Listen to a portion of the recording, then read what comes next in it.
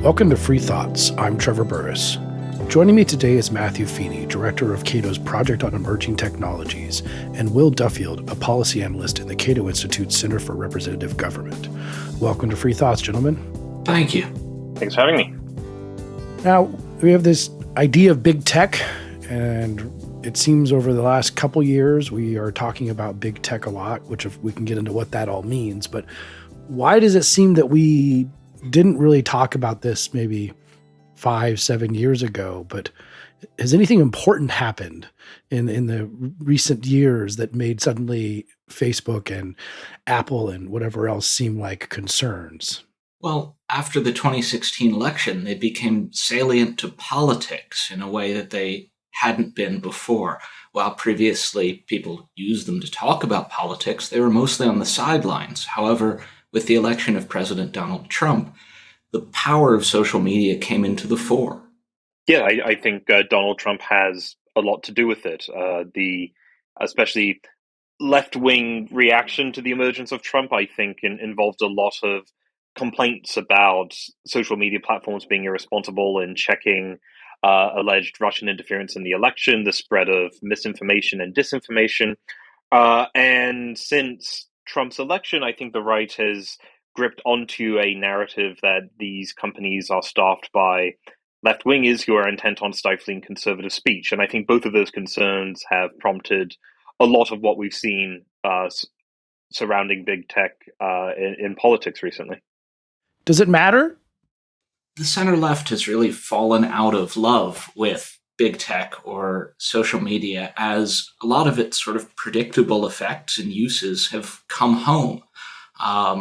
When Obama used it to great effect and we saw things like the Arab Spring in the Middle East, there was a celebration of its emancipatory potential. But when that emancipation was of populist attitudes in the American heartland, it looked different.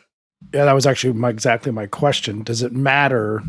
And we'll get back to this, but does it matter that it was Donald Trump versus Obama? Because Obama famously attacked, the electorate, or let's just say, tried to influence the electorate with a, at that time, extremely novel and complex social media strategy that was praised. And as you pointed out, like these companies are very, very left-wing in terms of their employee base. So it seems that using this power to elect Donald Trump might be the thing that upsets them more than using this power to elect Barack Obama.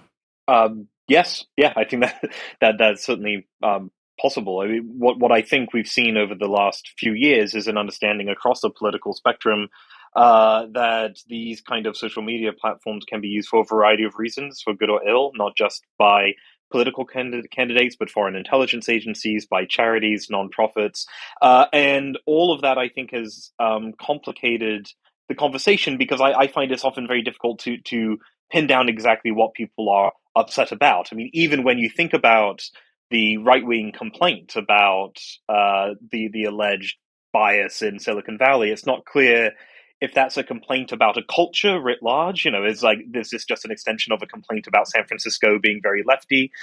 Is it a complaint about a particular business model? Is it a complaint about a particular company? I think a lot of the discussion about big tech lacks clarity, and it's very unhelpful. Something I think we should point out is no one has a definition of big tech that is consistent.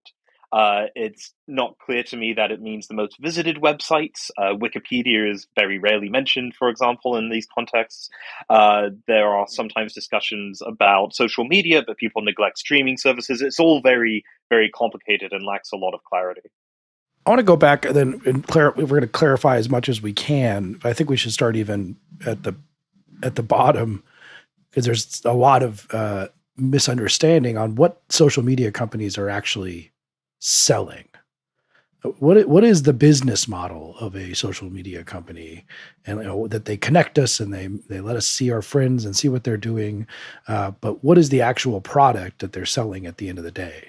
Well, this is something that often doesn't get discussed enough, because the right gets away with, and the left to some extent get away with, calling these companies monopolies, when I think if you actually put on your econ hat and look at what's going on, it's clear that most of these companies are competitors with one another, because what they're selling is not social networking, right? No one listening to this podcast ever received a bill at the end of the month charging them for their month of social media networking consumption. What they're selling is digital advertising space, and Google, Facebook, Twitter are all competing with one another to be the place that businesses want to place their digital ads in, and that's where the competition is. So it is wrong to think of there being a market in social networking or search per se, because these are all giant companies competing with each other over primarily digital advertising space. And so they aren't just competing with one another, but also a host of other ad providers, be they billboards, network television, that sort of thing.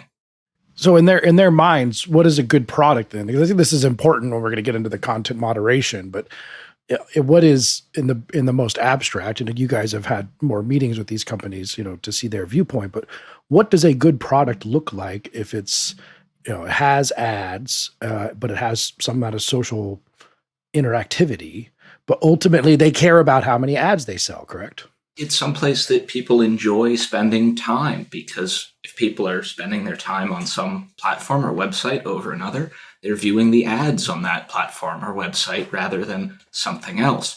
Now, you'll often hear a complaint that because of this, platforms are incentivized to do anything they can to capture people's attention, to sort of titillate them and keep them engaged. And while engagement is important, it's not a one-off phenomenon. If you saturate your platform with sort of outrageous, inflammatory content, people will start to tune it out pretty quickly. There's a reason that places like 4chan aren't all that popular. So when we think about what platforms want to do, what they're trying to cultivate on their platforms, and ultimately why they moderate, it's often in order to maintain a pleasant environment, both for users and for advertisers. Yes, and it's actually a rather difficult balance, because you want to bring as many people to the platform you want that might be interested in, a new MacBook or lawnmower or whatever, while also making sure the content on the platform doesn't repulse whatever the critical mass there is. And they use a lot of information about people to figure out how to tailor this. And something I try to point out to people is that these companies are only doing something very familiar, just a lot better. So, for example, it was worth beer companies buying advertising space for television during the Super Bowl, right? Because they just, could make a guess that a lot of beer drinkers watch the Super Bowl, so it was worth them spending millions of dollars to place ads there. And what you see Facebook and Google doing is doing basically the exact same thing, which is using information that they have about customers to put advertising in front of the correct eyeballs. It creeps a lot of people out in ways that billboards don't seem to. And that's a whole other discussion and complaint you primarily see from the left. But yes, that is the underlying business model. And because it's targeted, it can be sold much more cheaply, which is great if you're running a small business or just a consumer of some niche product, because, well, most products don't warrant a billboard or Super Bowl advertisement. They aren't such a mass phenomenon. And it's been hard to sell those niche things previously, but now it's much easier to connect with the consumers who actually want them. Now, when it comes to Google, this is a little different. Matthew, you talked about competition between Google, but Google and these other companies, Facebook, Twitter, for example. But Google is not a social media company. It seems like it's selling a different type of product. So how do Google and, say, Facebook compete?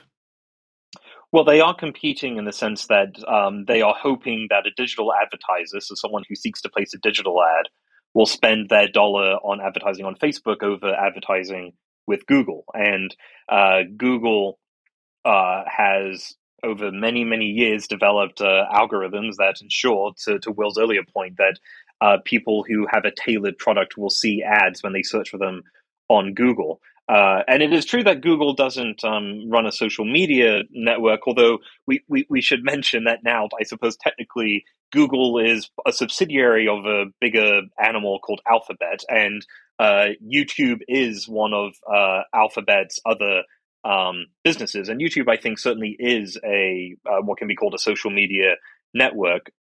But I think it's a good question because oftentimes, as I said earlier, there's a little bit of a lack of clarity where people seem to be on one sentence complaining about a search engine and in the next sentence complaining about a social media site. It can all get rather confusing. But despite all that confusion, rhetorically, it's still fundamentally the case that Facebook is competing with Google for the money from people seeking to advertise their goods online. They're also competing within the search market. We tend to think of general search as the only kind of search in town, something like Google, which queries the internet for some sort of information. But lots of searches begin other places. When we're looking for different sorts of things, we use different platforms to search for them. Product searches may begin within Amazon. If you're looking for old high school flame, you might look through Facebook. Or if you're looking for a video, you might start within YouTube itself. Google has multiple search products that in some cases compete and cannibalize from one another. But this is fine because we, the consumers, the people who use all these different search tools, then have the most ways to search for things.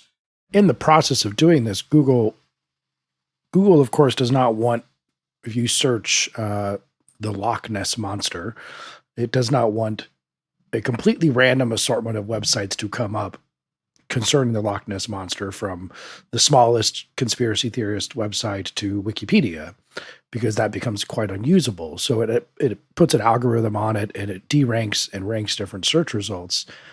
But we have to admit that is a disturbing level of power to kind of frame the world given to a company that is not in any way politically or democratically accountable.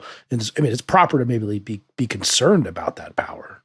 I think it's fair enough to be concerned. Something that oftentimes gets lost in the conversation is that Google search engine is powerful because it uses links to sources as a proxy for reputation. So, for example, when you search Loch Ness Monster, the Wikipedia page for the Loch Ness Monster will be one of the first hits. Not necessarily because someone at Google headquarters has thought, well, by design, we'll always make sure Wikipedia is on page one. It's that a lot of people link to the Loch Ness Monster page when searching for it. And this, I think, does actually inform some of the conservative complaints about Google, where they might take issue with a lot of what might be on Wikipedia, for example. And in this kind of conversation, I always return to the classic question our colleague Peter Van Doren often cites, right, which is compared to what and at what cost, which is, well, yes, it's true that you can run a search engine like Google does, which is to use links as a proxy for reputation, but it's not the only way you could do it. But you need a way to ensure that when someone searches Jaguar, that they're getting searches for the animal they want, not the car that they might want to buy, right? And that requires a lot of heavy lifting behind the scenes to ensure that people are getting what they want. So Google's method is one way to do it. It seems very popular, but it's by no means the only way to do it. And I don't blame people for being wary of Google because it is very popular, very powerful. A lot of internet searches do occur there. But the question is, why hasn't someone come up with a system that would be better? It seems to do what a lot of people want it to do. Do we know that Google, aside from whatever the algorithm is doing in the background, do we know that whether they intentionally derank pages? They will, yes. They will. And they have both for their own reasons and in response to government requests at times. However, I think it does illustrate that this is far from a process merely of Google deciding exactly what comes up in each search result, because while sometimes they do intercede, this is mostly an algorithmic output, and people are constantly trying to change their pages, get linked to by other things in order to improve their search ranking. And Google is constantly retuning its algorithm in an attempt to surface what it considers to be the best information. But this is a more combative or adversarial process that's always going on than I think a lot of people give it credit. Now, moving to social media, I guess I'll just first ask the question that in some ways is the elephant in the room for a lot of people. Are social media companies censoring conservatives, or maybe more specifically, are they censoring conservative viewpoints at a higher rate than other viewpoints? Well, the glib response would be define conservative, and a lot of people I think here would I think say, look, we understand that you want to remove white supremacist content, but it's not fair to call that conservative. We're concerned about mainstream Republican candidates being censored. I in my work on this have yet to find any conclusive with credible evidence that there's a systemic uh, censorship campaign in Silicon Valley to halt the spread of conservative messages. Uh, I understand that a lot of conservatives find that hard to believe, given what they see on the platforms. But no, I'm not convinced that there is a concerted effort to stifle conservative speech. And I should mention that if you tell left wingers that there is, they'll look at you like you have grown a second head, because to a lot of people on the left looking at these social media platforms, they see the spread of MAGA content, the spread of white supremacist content, the spread of domestic terrorism content, and they can't believe that anyone outside looking in could say that there's a bias in favor of left-wing content. And something else I should mention, and I'm sure Will has something to add, but I'll just mention that it's an interesting trend in American conservative history that American conservatives are quite good at seizing onto new communications platforms. The rise of conservative talk radio being perhaps one example, and you do see on Facebook in particular that a lot of conservative pundits do have widely shared articles. But nonetheless, that does nothing to dampen the rhetoric that there is an anti-conservative crusade in Silicon Valley. I think there are some rules that cut against conservatives more heavily. Twitter's ban on dead naming, prohibits certain expressions of conservative views on gender. However, yes, as Matthew says, the relative effects here can't be ignored. If this were some medium that were so tightly controlled by the left or liberals in Silicon Valley that they could affect these sorts of changes, it wouldn't be home to such a wide variety of right-wing content. I think Facebook in particular has become more and more of a boomer platform over the past half decade at least. And with that age cohort comes a lot of conservatism. So we should expect that particularly pundits who speak to that group, people like Ben Shapiro, would do well on the platform, and they have. So I think the general relative effect of social media, particularly in relation to cable news or the kind of dominant national papers like the New York Times, has been to advantage conservatives by giving them a huge new megaphone that when they had less access to the big megaphones of the 90s or early aughts. With Donald Trump, though, I think a lot of conservatives believe that, especially in the 2020 election, that the big tech these left-wing companies, and it is true if you look at their, I think Twitter in particular, the political donations to Democrats versus Republicans is something like 75-1. So these companies, you can assume that the average employee, if you took them as a sort of, let's say, a mainstream Democrat, or especially a mainstream Democrat in Silicon Valley, they really did not want Donald Trump to be reelected. It was regarded as a existential threat to the country, if not the world. And so therefore, it makes sense that maybe there were conversations or there was some sort of discussion that if they can just put the smallest finger on the scale and say de-rank Breitbart or not have this stuff show up, then they could save the country from what in their perspective was a possible cataclysm. And so I think that a lot of conservatives believe this is what happened, and that it's reasonable to believe that is what happened. Is there any truth to that, or is there a reason to be suspicious, I guess? I think what really muddies the water is the presence of Russian propaganda, regardless of its effect in 2016, because that was seen as a matter of national security. Now, I don't think that Russian propaganda tipped the election to Donald Trump. Their ad spend was relatively minor, and they were mostly saying the same things as other American conservative populists. However, because you'd seen this foreign propaganda effort, platforms were pushed to take steps and wanted to take steps to limit how foreign countries could interfere in our elections. And over the 4 years between 2016 and 2020, they implemented new policies to prevent even the appearance of foreign meddling. On Twitter, one of these new policies was prohibition on hacked materials. It was first used against a trove of leaked police files in August of 2019, but 2020, but no one really cared about that. It wasn't terribly politically salient.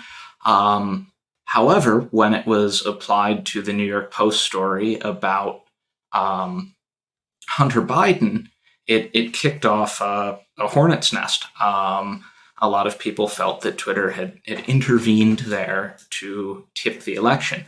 Now, your concerns about the power of these platforms, particularly over the press or media entities, are, I think, perfectly reasonable. However, in that case, being knocked off Twitter for a short period of time does not mean that the article didn't spread. And looking at the Google trends around searches for Hunter Biden, you see a kind of twin hump with the second larger peak after the Twitter ban, as discussion of the New York Post Twitter ban really drove a lot of interest in the underlying story that might not have been there otherwise. Beyond that, I don't think there are any particular incidents during the election or in the lead up to it that people can or have pointed to. And I'm skeptical that the New York Post Twitter fracas did anything to diminish support for Donald Trump. I do think it's funny that it's possible that Twitter just knows a lot about me, obviously, but I oftentimes hear about these Twitter content moderation controversies because Twitter tells me that it's trending, and that a lot of the news surrounding what goes on these platforms trends on social media. But yes, I share Will's assessment that I'm not aware of anyone likely having changed their vote because of the Hunter Biden story. That doesn't mean there weren't people out there who did. But I think post the 2020 election, I think that is the story that conservatives most often cite in content moderation concerns, because it did seem like it was a thumb on the scale in a really important political election. And there is something, I think people in Silicon Valley realize this, but there is something rather odd with an American company saying, our goal is to get as many people online as possible, but actually, if you're the president of the United States, we might make an exception. I understand how people think that's a little odd. Well, we can criticize certain content moderation decisions too, because the Hunter Biden ones seem to be a little rash, maybe in hindsight, and we could talk about other ones such as the lab leak hypothesis with the COVID-19 and whether or not this should have been shut down. Oh, I mean, I think go ahead. One of the worst ever, and really doesn't get much attention at all. But early in the pandemic, when the CDC was still telling people that masks didn't work and weren't helpful, then Facebook and most of the other platforms prohibited ads for masks in an attempt to prevent price gouging or prevent shortages. But again, at that point, people can't find the masks as easily. And now what makes that sort of worse or most concerning in a way, though, is that the government did lead the charge. And I think looking around at other content moderation decisions, so long as there's a diversity of rules, if one platform among these 12 or so big sites decides to ban something, then that's one thing. When led or spurred by the government, they all turn to ban something. I think that should raise more of a concern. It looks less like a business advertiser-led decision there. Not to say that there aren't cascades that happen in the real world. When ISIS came along, then it sort of prompted a crackdown on video content everywhere as ISIS videos joined the mix of what people uploaded, and advertisers across all platforms reacted to it. But again, more of a cascade than Jen Psaki asking for something to be removed and platforms doing it. So why do we let them do this, though? Well, the answer to that question, I think, that depends on what you think an unmoderated kind of platform looks like. So there are easy cases, or comparatively easy cases, where what might a good example be? So listeners might remember the Tide Pod challenge, right, where there were teenagers filming themselves eating Tide Pods, and I hope our listeners know well enough that you probably shouldn't deliberately or accidentally ingest detergent. Not good for you. And you don't need to be an MD to know that that's going to have serious adverse effects on your health. But a new virus emerges, and it's clear that it's serious, but there are still a lot of unanswered questions about its transmission, what we know about the effectiveness of masks and whatnot. And you're the CEO of a company that has millions of pieces of content every day, and you make a serious error on allowing certain content to spread. You don't want to be held responsible, not legally, but even morally or in the eyes of the world, as had making a pandemic worse. And I think it's understandable that Facebook might say, well, we don't know the answer, so we'll defer to the CDC, right? So if the CDC says something is nonsense, then we'll say it's nonsense. And of course, that turns out to be a disaster when the CDC screws something up. But I think it's understandable that they would want to do something because the potential for real world harm is pretty significant when you're coming to the effects of a pandemic. But there are obviously imperfect applications once you decide to do content moderation there. Well, we let them do this in such a way that their own political opinions can drastically skew the world. I mean, the more broader question of why don't we demand or apply like a First Amendment standard to something like Twitter? Because, if they decide that they don't want people to talk about anti-immigrant views, and I'm, radically pro-immigration, but I think that the anti-immigrant view is a legitimate political viewpoint and one that's worth discussing. But if Twitter decides it doesn't want that to be discussed, then they can do various things to make it not discussed, and that becomes an issue. So why do we let them do this kind of content moderation where they make so many mistakes? And why don't we just say, have like a First Amendment standard and let people talk about whatever they want to talk about? Well, on one hand, I think it would tend to make these platforms unusable. No matter what the purpose of a forum is, there's always some speech that's going to be off topic or even just spammy. If someone attempts to contribute, maybe they have something good to say, but they do it 15 times a second, no one else will be able to speak. So that kind of at the outset makes a First Amendment standard difficult. There are almost no public spaces in America that are actually run under only the First Amendment. Instead, the First Amendment sits behind, it prevents the government from interfering in whatever private rules do govern how people are expected to conduct themselves in the place. That could be a bar, that could be a sporting stadium, whatever.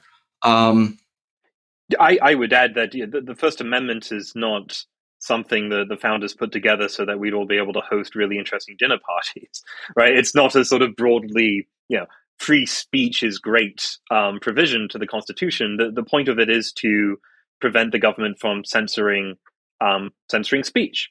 So the government can't come in and tell a newspaper, well, we really like that candidate, so please don't publish that damning op-ed. And what that means, though, is that the responsibility for what good speech and appropriate speech looks like is on private institutions like Twitter and Facebook. And so on the one hand, there's this utility point, which is if you just said, we're going to turn Twitter into a First Amendment theme park, that you're just going to be unusable just because of spam. And it would be very difficult to actually navigate it usefully. But secondly, there's the legal point, which is, I think, fortunately, we all live in a country where the government is not allowed to censor speech that in many other countries would be censored. So in the United States, a lot of speech that would be classified as hate speech in European countries is permitted, as images of cruelty to animals is permitted, and a wide range of racist speech is permitted. I think you can simultaneously say, I'm glad the government doesn't censor that, but also that it should be legal for private companies to decide to distance themselves from that sort of content. And I focused in this comment on racist speech, but the same, I think, applies to medical speech and and conspiracy theories. I think it's really important to recognize how unique and strong the First Amendment is in protecting speech, not merely because it's such a safeguard of our liberties, but because it explains why we've ended up with the politics of the internet that we have. The internet dramatically lowered the cost of speaking for almost anyone. Eugene Volokh has a great paper in which he refers to this as cheap speech. All of the new things that people use the internet to say, which previously they wouldn't have thought worth the cost of the paper and ink. And some of what they say, this off-the-cuff cheap speech, isn't very nice or good. Some of it's even illegal, and courts have had to deal with a lot more libel and defamation claims over people's Instagram restaurant reviews and the like than they ever had to before. In other countries, the deluge of cheap speech has been met by new laws, either restricting what people can say or placing new duties on intermediaries to filter speech. But in the United States, the First Amendment prevents that. Government hasn't been able to make new laws to restrict what people can do with the internet. However, the demand to censor some of this new speech hasn't gone away. Instead, it's sort of routed around into or through other policies. And you'll see then antitrust, for instance, used really more in order to, or in an attempt to control who controls which media, or product liability used to constrain what kind of speech tools are available. And increasingly, you'll even see politicians informally command or demand that platforms remove or leave up certain speech, a phenomenon called jawboning, where instead of using any legal power to censor that they don't have, they'll instead threaten some consequence, that something they might be able to do, an inspection, end of government contracts, that kind of thing, if the platform doesn't privately make some speech decision that it would like. So the First Amendment is great in providing us with such a free internet and such safeguards for our speech on it. But it doesn't mean that the demand for censorship has gone away. And in many cases, it's found sort of novel avenues to weasel in. We talk about some of these alternatives to Twitter that have existed or still exist. I'm not actually sure. One of them is Parler. Another one was, I think it's called Gitter. And then there's The Truth, which is, I think that's the name of Donald Trump's, which I'm not sure what the status of that is right now. But I mean, these are, they're trying to compete with different content moderation. But what happens to these alternative content moderated places when they get into the game of content moderation? Well, I think very quickly they end up having to come up with content moderation policies of their own, born of their unique circumstance. Parler was launched as a free speech platform, tried to be a home for conservatives who were upset with Twitter. Of course, these conservatives wanted to see conservative celebrities there, listen to their speech. These were important users for Parler to retain. So when trolls began creating fake kind of parody accounts in the names of MAGA celebrities, despite its orientation towards free speech, Parler, I think quite understandably, cracked down on these because they threatened its core premise, which was being a home for these right-wing speakers and their audience. And if someone was going to come in and prevent that from happening, then you either give up the platform or you have to make a rule about it. I do think it's worth emphasizing here that the First Amendment is oftentimes a distraction in these debates, because I think it is viewed across the political spectrum as a talisman that just represents a free speech value, right? That to say that you want a First Amendment space or that you believe in the First Amendment is 9 times out of 10 a way of saying I like free speech. And the reason that Parler, Getter, and all these others emerge is because there's disagreement in a country as big as ours over what is acceptable speech, and that is something we should expect. What I think is interesting about Parler in particular is that they ran into trouble with the app stores where people would download the mobile app. So whether you are on Android or Apple, a lot of people don't think about this because it actually goes deeper into the stack, as people say, which is Google and Apple have policies about what you can and cannot do if you want to sell your app on their store. And so there you had Google and Apple saying, look, you're allowed to make whatever you want, but it's not going to be on our store. So you could still access Parler just using a web browser and typing in, www.parler.com or whatever it was. The issue raised its head in a significant way when it was yanked from these mobile app stores. And there I think you get into a slightly more interesting conversation about the role of app stores and the cloud providers and web hosters, not the platforms themselves. That was my next question. Yeah. How should we view those differently? Yeah. So we went right to my next question, going down the stack, as you said. I think their power as gatekeepers is concerning, but at the same time, there are ways to ameliorate or circumvent it. And in many of the cases of these sort of dedicated right-wing apps, they haven't done so and have instead turned to the political bully pulpit at the first sign of trouble. And I think this causes a bit of a divide within the internet community about these sorts of apps, where they will sort of rankle an older cypherpunk ethos in their failure to take what some understand as baseline reasonable steps that others have to avoid the power of these gatekeepers, and then complain about that power when it's exercised. Truth Social is built as an iPhone app first. And so, yes, they're very vulnerable to Apple's App Store policies. However, there are platforms which, have built web first, have built in a very open source fashion, something like Reddit, which it has its app, it has to comply with App Store policies and change how it presents content a bit within the app. But you can get the pure, unfiltered Reddit through your web browser. And because it was built browser first, then that takes priority. The whole product isn't being shaped by the iPhone app. And so there are thoughtful steps that can be taken here. But I think, unfortunately, when platforms are spun up for political reasons, then they'll often look to politics first as the arena in which to voice complaints or make changes. What should we think about the arguments? So we've heard these arguments about common carrier provisions applied to platforms like Facebook and Twitter, but what about applying them to the web hosting services, like deeper down into the internet, and saying, because we had different websites, I think the Daily Stormer was one of them, that just couldn't find web hosting. And sure, we can all say we don't want Nazis with a bunch of websites influencing people.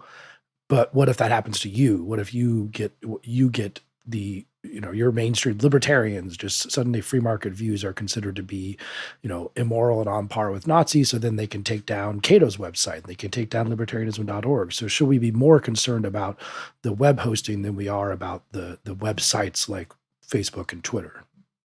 So I think the market for web hosting itself is pretty thick.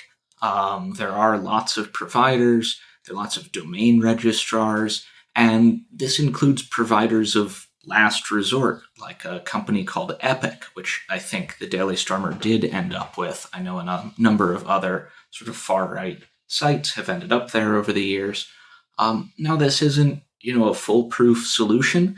The fellow who runs this host has his own personal preferences. I know he's on Christian ethical grounds objected to a pro-suicide site in the past and kicked it off. That doesn't seem to extend to Nazism, but whatever.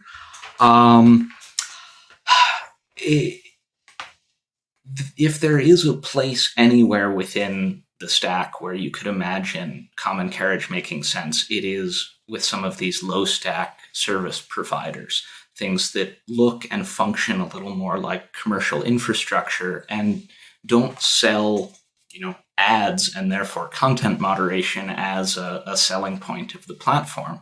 But at the end of the day, I think it's still dangerous in a sense to begin regulating willy-nilly, especially at the lower levels of the stack, when you expect or want changes at the edge layer.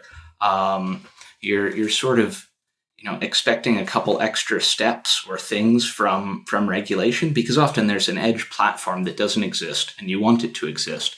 And it might not exist for normal market reasons, or it might not exist because there's something missing lower in the stack. So merely mandating what you want lower in the stack may be insufficient to actually get you the edge experience that you feel you're missing. Something that is worth, I think, highlighting here is that common carriage is a species of regulation that emerges out of natural monopoly, right? Classically, this is how people are supposed to think about it. And as Will said, there's actually quite a bit of competition within web hosts already, and so it seems like on classical sort of understanding of common carriage that this would be incoherent, even if you weren't talking about platforms. This conversation really became more and more common in technology policy space in the wake of a Justice Thomas opinion where he outlined that maybe Google and other companies like that could be considered common carriage, but there I think it's just a conceptual error to think, because you have to ask yourself, well, what's Google carrying, and how is it the only provider? It just I thought rather incoherent. But like Will said, I think the argument is still flawed, but makes more sense the deeper into the stack you go. When we look at proposed regulations, and of course there have been a lot of proposed laws that some of them are just entirely political posturing, whether it's Josh Hawley or Elizabeth Warren, but this idea that some companies, I think Facebook, or I guess Meta now, has asked for regulation. What should we, as libertarians, we say, be always wary of a business that asks to be regulated, which I think is a good general rule. But insofar as certain regulations are proposed, what should we be concerned about in terms of what it could do to innovation, internet in general, if some of these regulations got passed? I think you need to first think about the costs associated with compliance. So this is something libertarians talk about all the time, which is, private firms will object to regulation until they view them as inevitable, and then they will seek to write the regulations themselves. And it's not surprising that powerful market incumbents that have millions of dollars at hand, thousands of lawyers, thousands of engineers, are well placed to go to Capitol Hill and tell senators, look, I understand that you want to regulate, but here's a good proposal that might require a lot of investment into content moderation or something similar. There's a lot of costs associated with that sort of thing. Europe is a market to look at when it comes to regulations on technology companies. I think that in the wake of GDPR, with the Europe's big tech regulation, that you did see that Google and Facebook did quite well out of that as far as market share. When you hear about companies siding with certain politicians or legislation, I think listeners should keep an ear out for what that legislation might require and what it might do to the market. Yeah, if you aren't happy with the current business models of social media, the last thing you want is regulation that's going to lock in those business models and force every new competitor to essentially follow in their footsteps. I do think sometimes dominant platforms' attempts to pre-comply with regulation that they either support or don't can give us can illustrate the flaws of regulation before it's even passed. Facebook has made its own platform compliant with a proposed bill called the Honest Ads Act, which would regulate political advertising online in a number of ways and really expand the definition of or what the FEC can police beyond the traditional electioneering statements about candidates to issue statements. Now, Facebook has struggled mightily to decide what speech is political, whether certain product advertisements for guns or an anti-Trump spice company are considered political. And in doing so, it shows what a bad idea the Honest Ads Act would be, because you would be expecting the FEC to come up with these sorts of definitions for everyone, and for platforms with far fewer resources than Facebook to apply them at scale. So sometimes when we look at this proposed regulation and platforms' attempts to comply with it, we can see why it would be a very bad fit for the ecosystem at large, even if the dominant platforms can bear it. I will add quickly that some listeners might be thinking, well, couldn't you just write legislation for only the big players to help competition? You could say, look, well, only if your revenue is at least $500 million a year does this apply, or so many users. And I'll take those in reverse order, just so that listeners can ponder them. The first is, because a website has a lot of visitors doesn't mean that it's wealthy. The best example of this is Wikipedia, one of the most visited websites on the planet, but it's a nonprofit and only employs a comparative handful of people compared to Google and Facebook. Secondly, on the revenue point, my argument on this is that it just provides another incentive for smaller companies to sell to big companies, where if you know that you're building a social media company and you're slowly gaining revenue, but you know that once you tip over into $500 million that you're going to have to comply with new regulation, actually selling to Google for a few $1 billion or so, or a few million, actually looks kind of attractive. And so I don't think it solves the competition problem at all. It can introduce real issues as companies scale as well. Imagine if you'd had a law saying companies with more than 50 million users have to have a non-algorithmic feed as well, like Twitter used to. Well, now TikTok can never really be a proper competitor to YouTube or Twitch or Facebook, because it relies entirely on an algorithmic feed. It never had anything else, and it knows that at this size, it's going to have to change its business model or its product offering dramatically. So that threshold always poses an issue when companies near it. Now that was my going next with TikTok and other things that I'm probably not even aware exist, because that's the oddity of these tech companies is as soon as 40-year-olds are paying attention to them, or 50-year-olds, they probably have been way left behind by the 15-year-olds and what they're doing. And so, as you pointed out earlier, I think, Will, that Facebook is not used by 15-year-olds as a rule. They're using TikTok and Snapchat and other things. Facebook is sort of a boomer phenomenon, and we've seen that some of this misinformation concerns comes from the fact that boomers share this stuff more than other people. But I think in 10 years from now, it would be hard to say what platforms might be dominant. 10 years from now, you'll have people who are 18 be 28, and there'll be something new.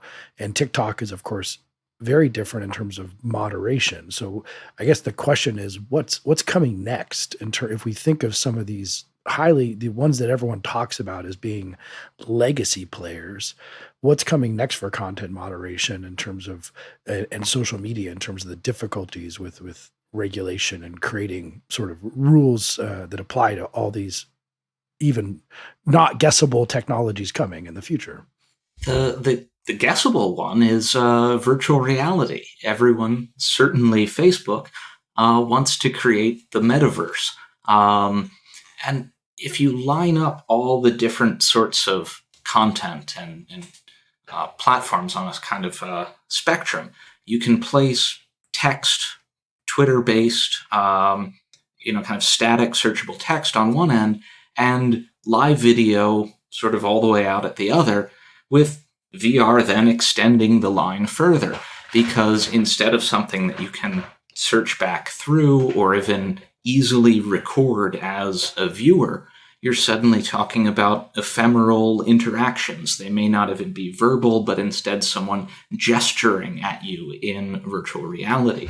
And so for platforms to moderate this in any kind of top-down fashion is going to be much, much more difficult than it is to search through Twitter and remove the bad tweets.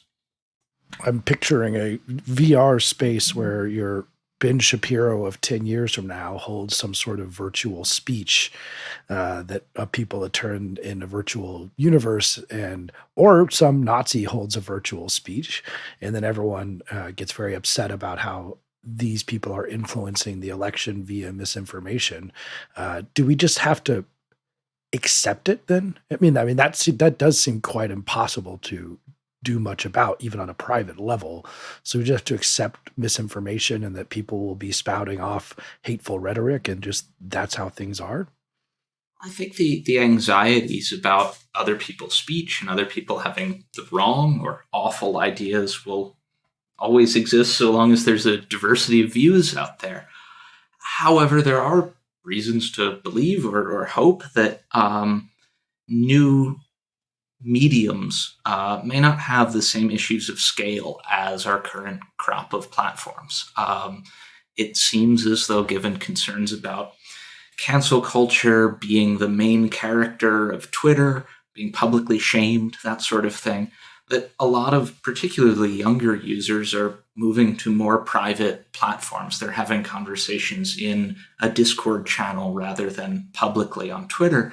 And in some ways, VR reimposes the physical constraints that we lost when we moved to the early internet. The hypothetical demagogue giving the speech, unless he has a kind of digital assist, is only going to be able to speak to so many people.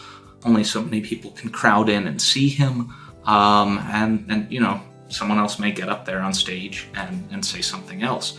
So I don't know if the current crop of scale-driven problems will exist within every new social media platform, but concerns about what other people may come to believe will always be with us.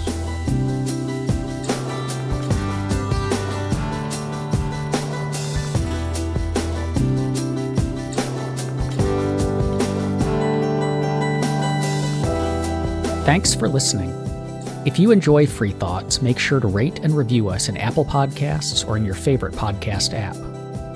Free Thoughts is produced by Landry Ayers. If you'd like to learn more about libertarianism, visit us on the web at libertarianism.org.